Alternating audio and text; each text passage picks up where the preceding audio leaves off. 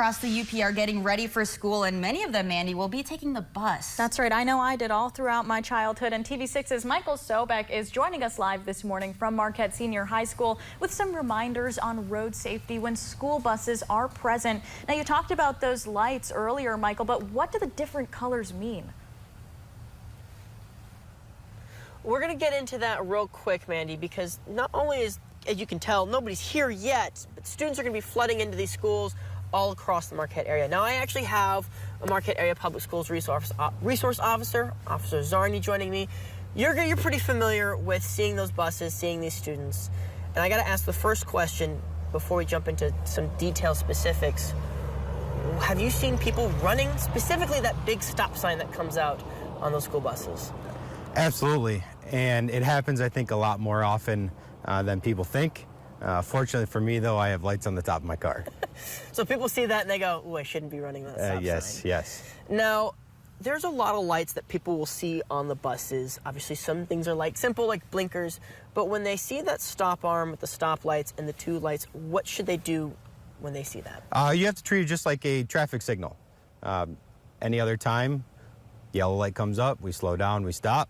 Red light, stop.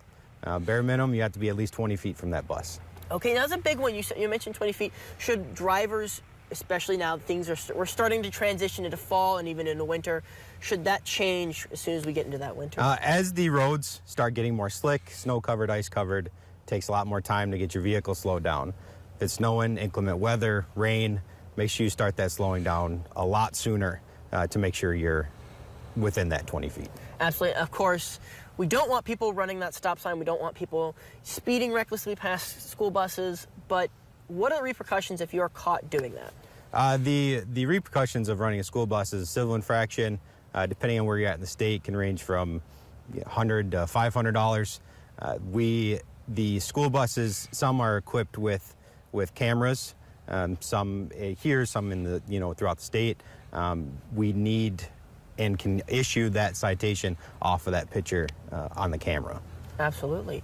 Now, quickly, because this is getting into our next segment, we're going to talk about solutions. But what are some things that you guys over in the Marquette City Police do to help with this issue? Well, I think the first thing is making people aware that we are watching for it and having people know that we're out there and looking.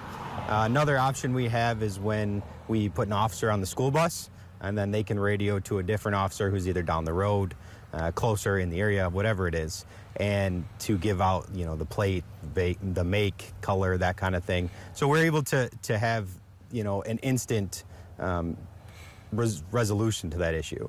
Absolutely. Well, thank you very much, because coming up in our next segment, we're actually going to talk about more of those solutions, some of the things that parents can do to help teach their kids to be safer on those roads, and of course, some everything else in between that students can learn. That's coming up in just a few minutes. It's back to you, ladies.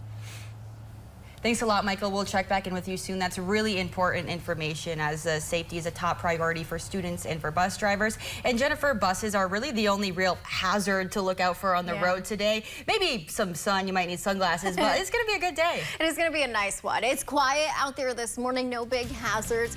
We're going to talk about what to expect for this work week coming up.